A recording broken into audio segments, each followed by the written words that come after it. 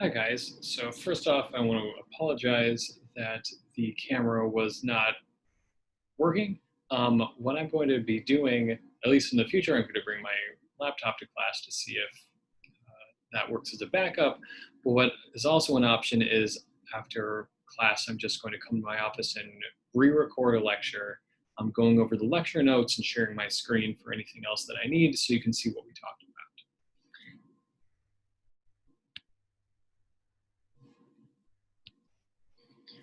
So first up, I wanted to show you guys um, the online homework. So I made our first online assignment.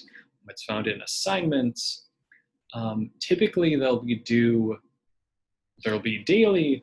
Um, the usual schedule will be that they're assigned on a Wednesday. They'll be due Friday night.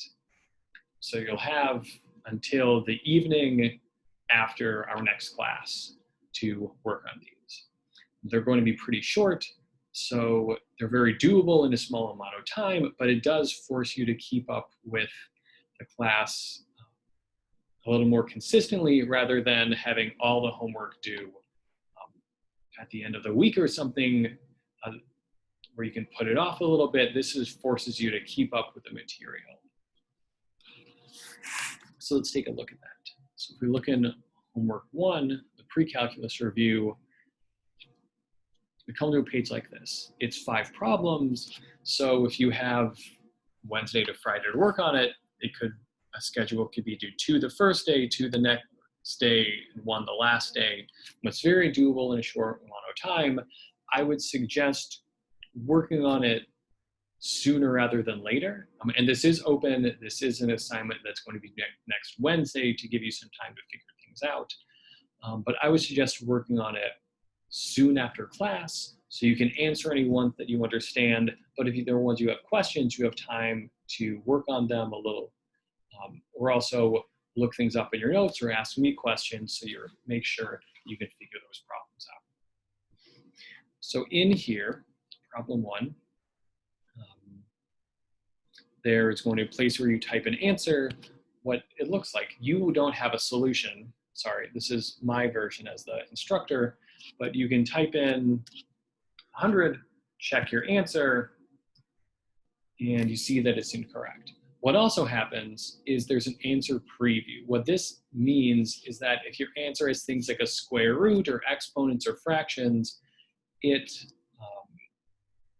shows you how it's interpreting that. And here you can see that if you have something like there was a +1 that you meant to be in the bottom of a fraction, but it's off to the side, that tells you, well, that might be a mistake.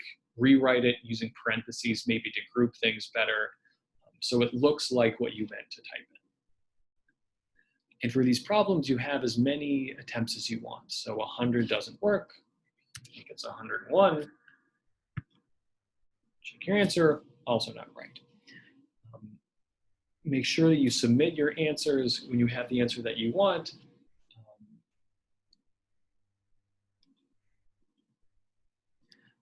And also keep in mind that you don't have to do these all at once. Like I said, you could do a few the first day, get any ones that you know done, and then come back later after you've had some time to do a little more studying, get some questions answered, and figure out how to do the ones you weren't sure of right away. And you don't have to do these in order either. You can go to the next one before the first one is correct. What's also important to take a look at when you're doing these problems is exactly how it wants you to enter this. So here, what you're really doing is finding the equation of a line. But how it wants you to enter that is enter the slope and the y-intercept separately. So you'll want to read this to make sure you're entering the answer correctly. Sometimes it might want the equation, the y equals mx plus b. In this case, it's just looking for these numbers. So it's important to read what's actually being asked for. And as you're getting used to the online homework, feel free to contact me for any questions. Especially if you think that you got you got the right answer, but there might be an issue of how you entered it. It could be a thing where maybe you used a capital Y when you meant to have a lowercase y. Maybe you wrote the mx plus b part, but it wants the whole equation, or you wrote the equation and it just wanted the mx plus b part. So a nice thing about this homework is that you get instant feedback, but a less good part is that as a computer, it has an idea of what the answer should look like, and even if your answer is also correct, if it's not exactly what the computer's expecting, then it doesn't accept it. So I'm happy to answer questions just about your homework, especially at the beginning. I can see what you've entered and what the correct answer is. So I can see, oh, you just made this typesetting mistake. Here's what you fix, and then you should be good. But I'll also be able to say, well, no, your answer isn't right. It's not just you entered something incorrectly. Let's figure out where you might have gone wrong. So this is our online homework. Like I said, the first batch of homework is going to be due next Wednesday. So you have a little bit of time to work on it, but try to get things figured out as soon as you can, especially so we can find any technical issues, because you don't want to wait until Wednesday night to figure out that there's some technical issue that we aren't able to resolve in that overnight.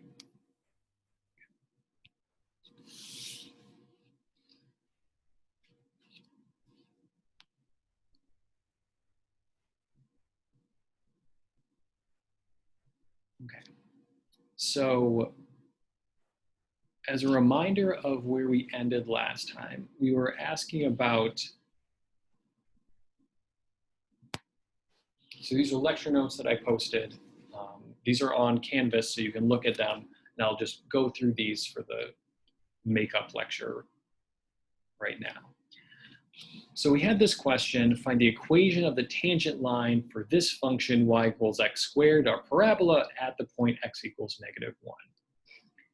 And the issue that we saw was this question makes sense. There's a line, we can draw it, but we don't know the equation, and we can't really get the equation because while we know it goes through the point -1, 1, we don't know the slope. And we can't find the slope because there's only one, we only know one point on the line. So we had this graphic. As a quick reminder, we had our parabola x squared. We had the tangent line, this purple line.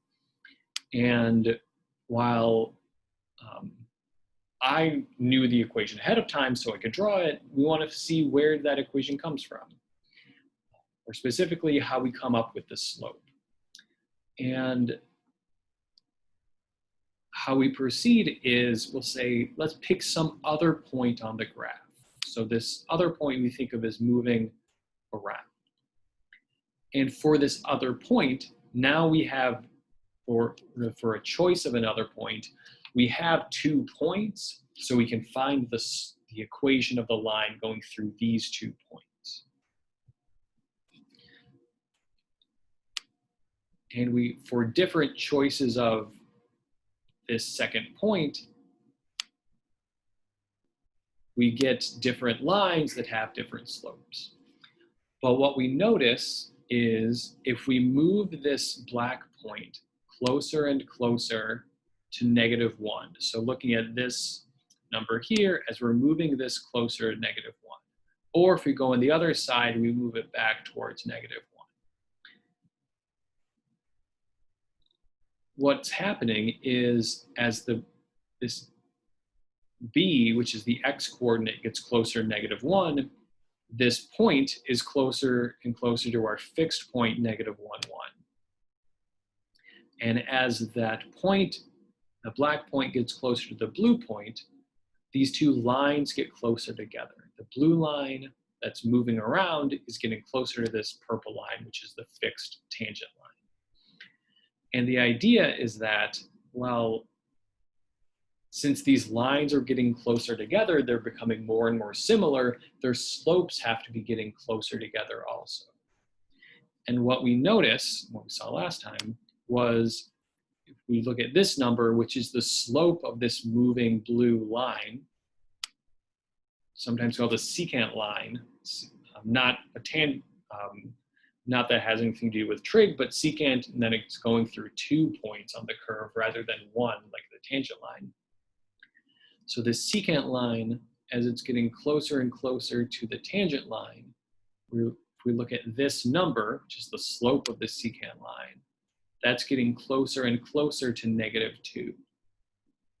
And so that as the tangent line gets closer to the secant line, these slopes get closer to -2, so that must be the slope of the line that we are getting close to.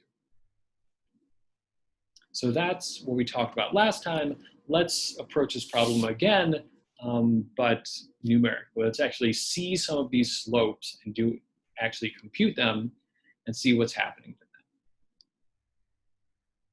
So what we can start is by saying we have our parabola x squared, we have this tangent line, we have this fixed point -1, 1.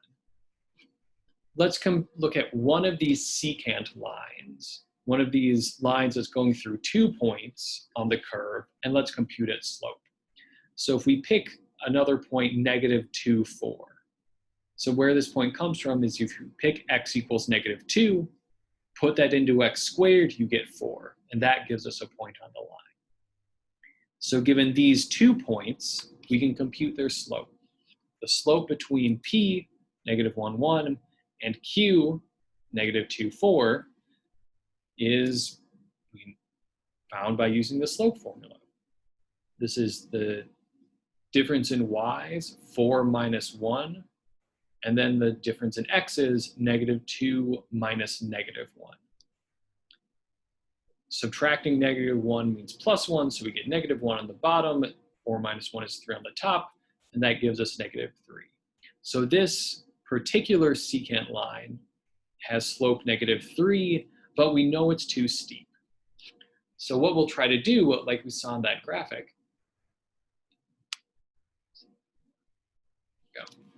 is what happens if we look at x's even closer to -1. So if we make this table of x's closer to -1, what happens is if you took these x's, put them into x squared, and plotted the points, you would get points further down this parabola, closer to p equals -1, 1.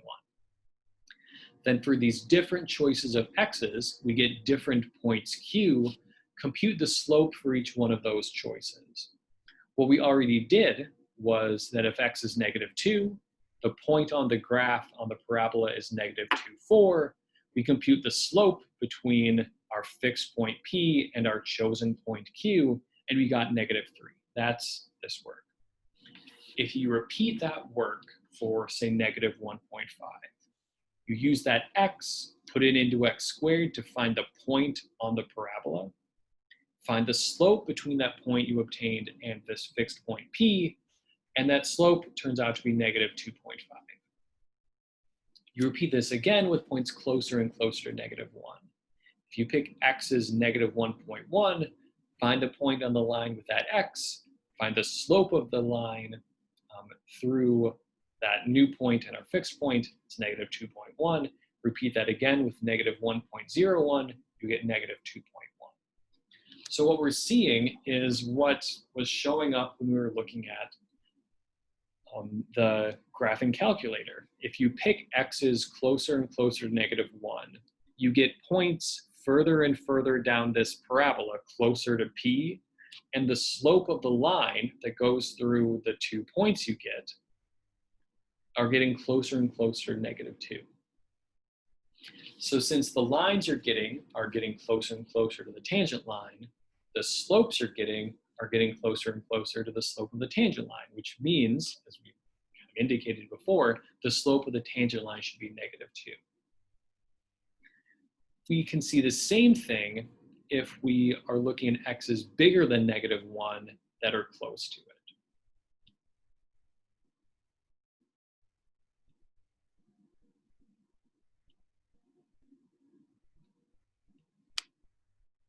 sorry. So this would be looking at, for instance, picking x's, or looking at points like here, here, here, here. So you have x's getting closer and closer to 1. Look at the corresponding points on the graph, and for each point you get, find the line that goes between it and P and figure out what the slope of that line is. So if we do that, we pick, say x equals 0, we're going through this point in P. The slope of that line, if you compute it, is -1. If you pick x equals -0.5, that gives you a point on the parabola. The slope of the line between P and that point is -1.5. You move even closer to x equals -0.9, you get -1.9, -0.99, you get -1.99. So again, we're seeing that if you pick x's closer and closer to -1, the corresponding points get closer and closer to P, and the slopes of the lines that come from those 2 points, P and the point you choose on the parabola, they get closer and closer to -2.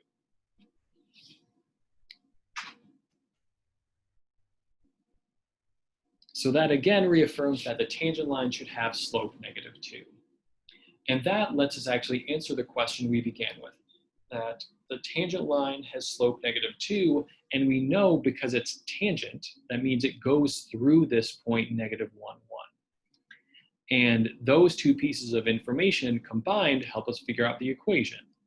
There's the point slope form of a line, the variable y minus y coordinate of the point equals the slope times the x variable minus the x coordinate of the point. So y minus the y coordinate 1 is equal to the slope, that's this -2 we found, times x minus the x coordinate -1. Those cancel to become addition, distribute the -2, and then add 1 to both sides, we get the equation of the line. So this is kind of typical of how a lot of calculus problems go.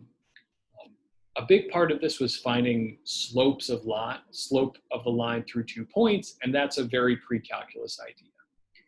Also, once we found this slope -2 and we had this point, we found the equation of the line with that slope through that point, and that's also a pre-calculus skill.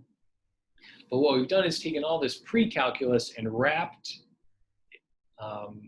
use it to wrap up some calculus idea, which was we computed all of these slopes using the slope formula, but these slopes get closer to -2, and that -2 is the number that we were looking for as the slope of the tangent line. That's the calculus idea. So I've emphasized this pre-calculus review, and it is important because so many of these problems have large parts which are pre-calculus, but there's some new calculus idea in the middle which allows us to answer the question that we wouldn't have been able to if we only were using pre-calculus ideas. There's another way to look at this problem. And this is a description of graphs of functions which you maybe not explicitly thought about, but isn't anything really new. So we have this parabola.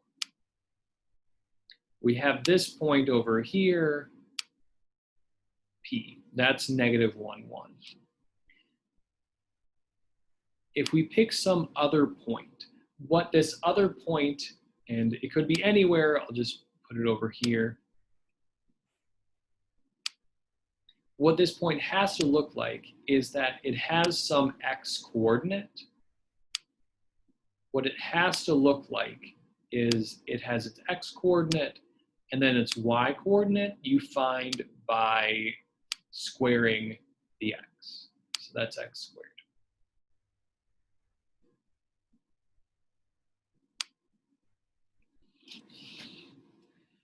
So what it means for a point to be on the graph is that it has some x, and the y coordinate is found by putting that x into the function. So every point on this parabola, which is y equals x squared, looks like x comma x squared for some choice of x. The height is found by squaring the input.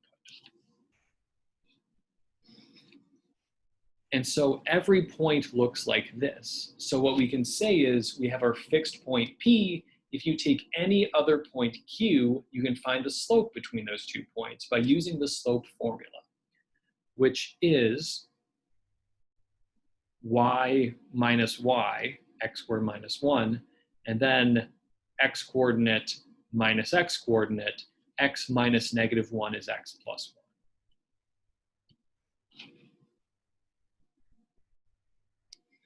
So if you go back and look at those tables, what was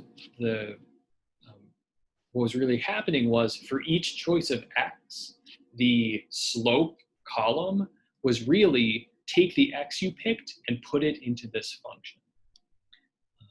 Going back here, if you take, say, 0 and put it into this, you get -1, and that's this slope here. If you take -0.5, put it into this function, you're going to get -1.5. So what this is saying is you pick an x, this will tell you the slope between this fixed point P and the point Q with your given x as its x coordinate, as its first coordinate. So the question that we were asking was, what's the slope of the tangent line? Another way of answering that was look at this function, which is telling us all these slopes. What happens to these slopes as you let x get closer to x equals -1? And that's what those tables were really telling us. Look at these x's getting closer to -1 from either above or below, and this quantity is getting closer to -2. We can also see this graphically. So this function, if we graph it, what should happen is that it should get close to -2.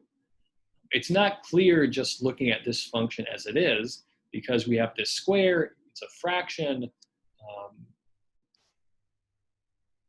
and what makes things even more unclear is if you try to put in -1, well, the bottom is 0. You can't divide by 0, so that immediately says there's something going on at -1.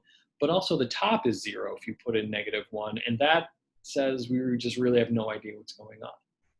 But if we graph this function, x squared minus 1 over x plus 1, and look at what happens, so x squared minus 1 divided by x plus 1. That's surprising, or I think it's surprising. If you haven't thought about this before, this function, if you graph it, is a line.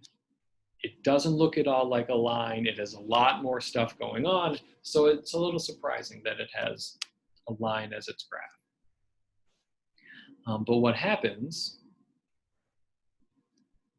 is we were saying, what happens to this function, which turns out to be a line, if you put in x's close to -1?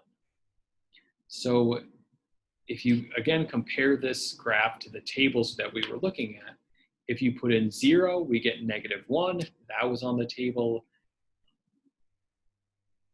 And if you pick x's closer and closer to -1, so moving this way, on the graph that says go down to this part of the graph, and for these x's, we have this corresponding part of the graph, and it's moving down towards this height -2. And sort of reverse happening on the other side. If we take x's on this side getting closer to -1, we look at the corresponding part of the graph. This part of the graph is moving up towards height -2, which matches what we saw happening in those tables. So while it's surprising that this looks like a line, what's happening close to -1 is what we have been expecting. This is this function is telling us all these different slopes, and if you pick x's close to -1, the slopes, which are the values of these functions, are close to -2. And as you keep getting closer to -1 from either side, let's see, so -1, as we keep getting closer to -1, the line keeps heading towards -2.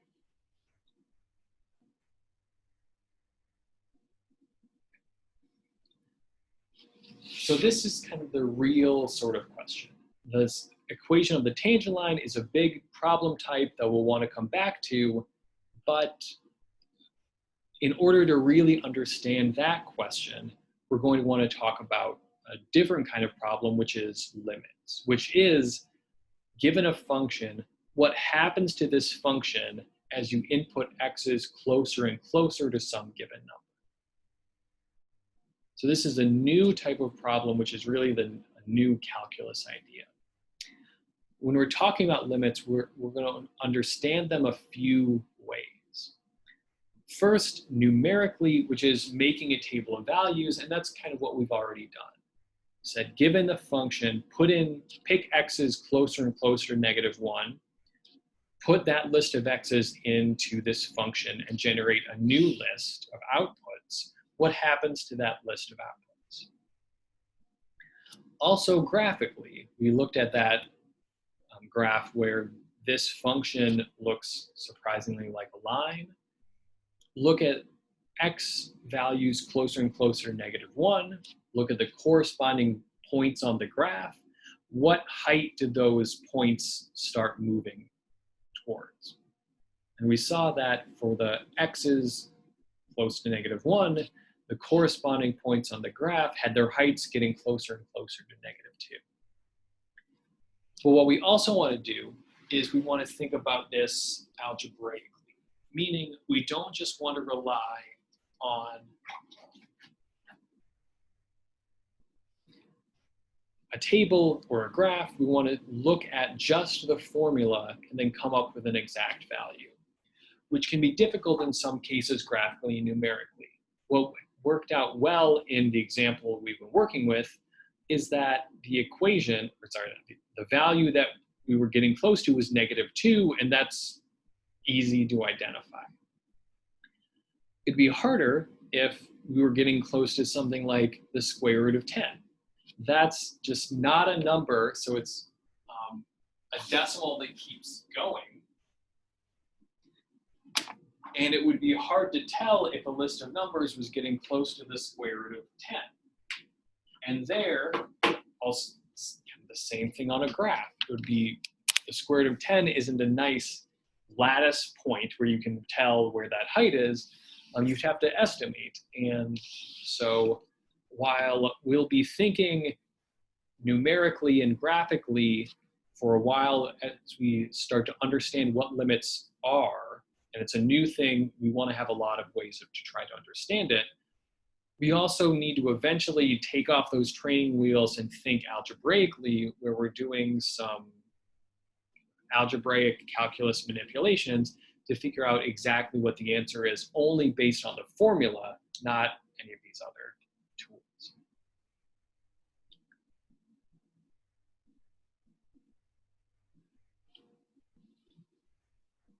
So to say what these limits really are. So suppose that we have some function f of x defined around a point A, but maybe not at a point A. What I mean by that is we were looking at this function x squared minus 1 over x plus 1. It's not defined at -1. You can't put in -1 and get a number out.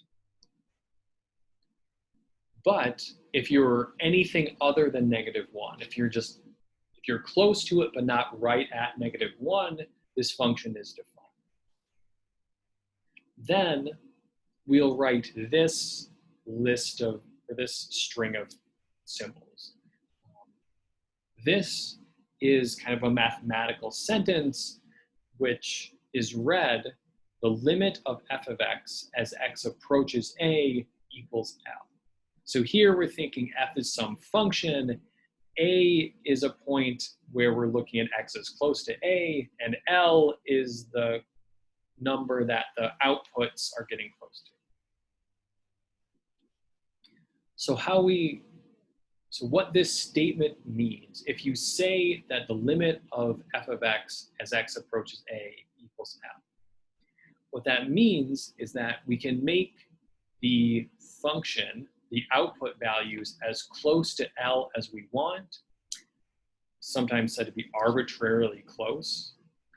And we can do that by choosing the input value x sufficiently close to a, but not equal to. A way to interpret this based on what we've done is saying, if you have some function and some point a, and you make a table like we have, pick x's closer and closer to a, put those x's into the function, and then make a corresponding column of outputs. What this is saying is that if you pick some number, you say, I want to make the outputs closer than 1/1,000,000th. What this is saying, what the limit of the function being L means, is that if you go far enough down your table that you've made, the output column will be that close, that 1/1,000,000th or whatever small distance that you said. It will be within that distance of the limit L.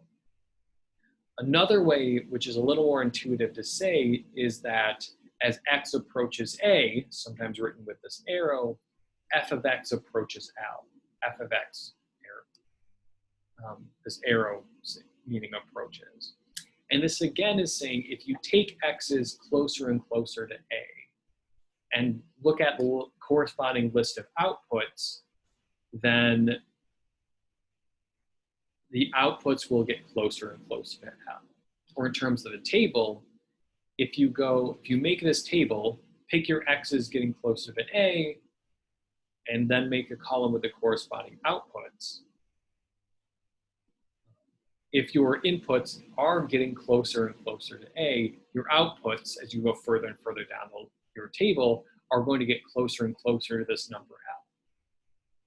So what we saw was this, we verified this fact. The limit as x goes to -1 of x squared minus 1 over x plus 1 equals -2. What that means is, or this statement is saying, and we check that this is true, if you take x's closer and closer to -1, put those into this function, and look at the list of outputs that you get, that list of outputs is getting closer and closer to -2. So this is a new type of problem that we're going to be focusing on. We're going to be saying, we want to figure out problems that look like this. Find the limit as x goes to a of f of x. And what that means is we're going to want to say, given this function at this point, what happens if you pick x's closer and closer to a, put those into f, and look at the corresponding list of outputs? What happens to the function if you put in x's closer and closer to a?